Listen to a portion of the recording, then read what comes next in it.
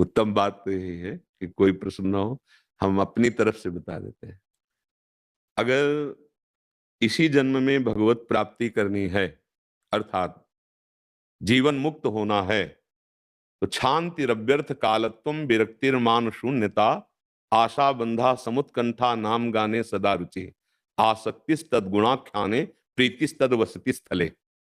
यदि हमारा हृदय ऐसा होने लगे गुरु कृपा से कि कोई हमें गाली दे या दुख दे या अपमान करे और हम हृदय को अपने बचा पाए, पहला शांति, इतना सहनशील, तितिक्षवा पहला लक्षण बताया गया, कारुणिका बाद में, तितिक्षवा मतलब सहनशीलता अध्यात्म मार्ग की ऊंचाई पर चढ़ने के लिए अत्यंत आवश्यक है। अर्जुन जी के सामने भगवान है और वो कह रहे हैं मात्रा स्पर्शास्तु कौन्ते शीतोष्ण सुख दुखदा आगमा पाइनो अनित्यास्तास्तितिक्षस्व भारत। ये आने जाने वाले अनुकूलता प्रतिकूलता, सर्दी गर्मी, मान अपमान, निंदा स्तुति, इनको तू समान भाव से सह जा, अर्थात समता को धारण कर।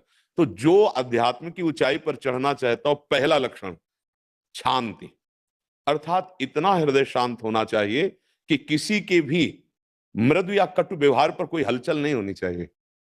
जब हमें कोई सम्मान करता है तो एक विकार उत्पन्न होता है, और जब कोई अपमान करता है तो विकार उत्पन्न होता है। अपमान पर क्रोध विकार आता है और सम्मान पर हर्ष विकार आता है। जब सम्मान होता है तो हर्ष विकार मद को जागृत कर देता है, उपासना भंग हो जाएगी।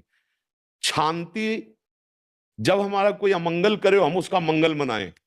करत जे अनशयन निंदक तिनो पे अनुग्रह कियो, जो मुझे कष्ट देना चाहे मैं उसके लिए प्रार्थना करूं, भगवान इसका मंगल हो, त्रिकाल में भी इसको कभी इस अपराध का दंड न मिले, स्वामी आप इस पर कभी रुष्ट मत होइए। ये शांति शब्द का अर्थ है। सहनशील होते हुए दूसरों का मंगल करने की भावना। दूसरा, अव्यर्थ कालत्वम, एक श्वास भी प्रभु से विमुख नहीं जानी चाहिए, इसी जन्म में जीवन मुक्त हो जाएगा। अव्यर्थ कालत्वम, एक श्वास भी, त्रिभुवन की राज्य लक्ष्मी देने पर भी जो आधे पल के लिए भगवान का विस्मरण नहीं करता वो महाभागवत है। एक श्वास भी प्रभु से खाली नहीं जानी चाहिए। अव्यर्थ कालत्वम। और विरक्ति, जिन विषयों को शास्त्रों ने विधि रूप में वर्णन किया है अपने अपने अधिकारानुसार, प्राण पोषण, जीवन यापन, धर्म की भावना को पूर्ण करने के लिए उन्हीं विषयों का सेवन करे, और जिनका निषेध किया गया है उनका त्याग कर दे, तो वो वैराग्य स्थिति को प्राप्त हो जाएगा। राग से ही अपराध बनते हैं, और राग रहित तो होकर धर्म पूर्वक विषयों का सेवन करना वो मोक्ष पदवी को प्रदान करने वाला बनता है। विरक्ति, संपूर्ण जगत के एक साथ मिलकर भोग आ जाएं और हमारे चित्त को क्षोभ न पहुंचा पाए, उसे विरक्ति कहते हैं। वैराग्यवान, पहला होता है त्याग।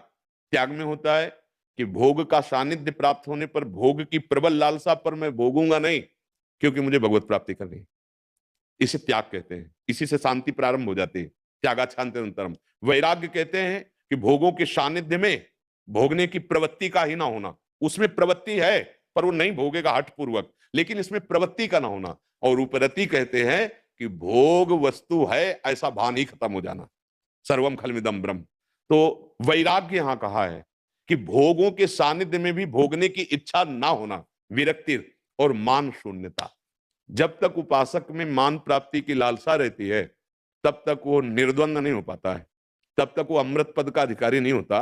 भगवत पद की प्राप्ति के लिए 15वें अध्याय में भगवान ने वर्णन किया निर्माण अमोह। सबसे पहले मान छोड़ने की बात कही, निर्माण अमोहादित संग दोषा अध्यात्म नित्याविन। और महाप्रभु चैतन्य देव कह रहे हैं तृणादपि सुनीचेन तरोरिव सहिष्णुना अमानिना मान देन कीर्तनिया सदा हरि। स्वयं अमानी रहकर दूसरों को मान देना, मान का भोग न करना, ये भगवत प्राप्ति के लिए बहुत अनिवार्य विषय है। मान शून्यता, अर्थात अपने में मान भोग की शून्यता। मान भोग क्या होता है, जैसे कोई प्रणाम कर रहा है, प्रशंसा कर रहा है और हम वो हर्षित हो रहे हैं, उसे स्वीकार कर रहे हैं, हम मान का भोग कर रहे हैं, तो अपमान का भोग तुम्हें स्वीकार करने की जरूरत नहीं, आगे आएगा उसी में डूब जाओगे, तुम बच ही नहीं पाओगे। क्योंकि अगर मान को भोगा तो अपमान जबरदस्ती लागू हो जाएगा आपके ऊपर, अगर मान नहीं भोगा तो अपमान तुम्हें दुखी नहीं कर सकेगा। तो इसीलिए मान शून्यता, विरक्तिर मान शून्यता। आशा बंधा, दृढ़ आशा करो अपने गुरुदेव के चरणों में कि इनके प्रताप से इस जन्म में मेरा काम हो जाएगा।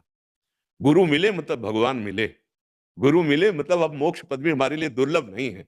दृढ़ आशा बंधा और समुत्कंठा, उत्साह सहित नाम गाने सदा रुचि। भगवान के जो नाम मंत्र गुरुदेव ने दिए हैं, इनमें रुचि हो जाए।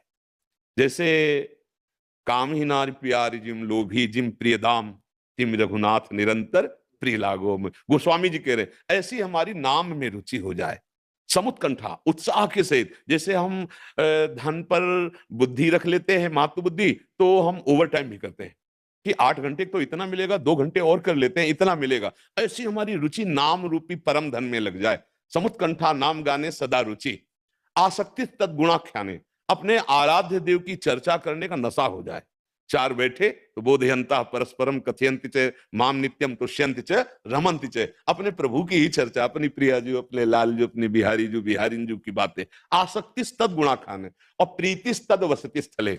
ब्रजमंडल, ब्रज 84 को साक्षात श्री कृष्ण का वपू माना गया है। मानो आप भगवान की गोद में हो, जब समय मिले जो वास कर रहे हो तो अहोभाग्य, नहीं तो 1 दिन 2 दिन 3 दिन, जितना समय मिले आसक्ति हो जानी चाहिए भगवान के धामों में, भगवान की लीला स्थलियों में। ये पूरा ब्रज 84 कोश ब्रह्म स्वरूप है। ये बड़ा महामहिम भाग्य है जिनको यहाँ आने को मिलता है, और जो यहाँ बिना लाडली जो महाराज की कृपा के ना धाम में प्रवेश नहीं होता, उन्हीं की, तो उनकी कृपा अमोघ है। हमारी आसक्ति हो जानी चाहिए, चाहे जहां रहे।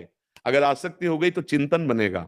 अगर लीला स्थलियों का चिंतन बनेगा तो लीला का चिंतन बनेगा। लीला का चिंतन बनेगा तो त्रिगुण पर विजय प्राप्त करने की पूरी सामर्थ्य देती भगवत लीला। और अगर त्रिगुणातीत हो गए तो भगवत प्राप्ति हो गई। ये जो लक्षण है अगर हमारे जीवन में आ जाए तो इसी जन्म में हम जीवन मुक्त हो जाए। चाहे वो गृहस्थ हो, चाहे वो विरक्त हो, चाहे वो यौवन हो, चाहे वृद्ध हो, हमारे मानव देह का परम लाभ भगवत प्राप्ति है। अगर भगवत प्राप्ति नहीं हुई तो कोई भी इस कमी की पूर्ति नहीं कर सकता। ना कोई पद, ना कोई वैभव, ना कोई मित्र, और ना कोई अब जन्म, और जो जन्म होंगे वो पूर्ति नहीं कर सकते। ये बहुत बढ़िया अवसर मिला है। अब हम चाहे जैसे हो भगवत साक्षात्कार करें। हम अपने गुरु को रिझाकर उनसे प्राप्त मंत्र और नाम के द्वारा अपने मन को तन्मया भगवान में तन्मय कर दें, ईश्वर में तन्मय कर दें। इस जीवन की सार्थकता है। श्री राधा वल्लभ लाल।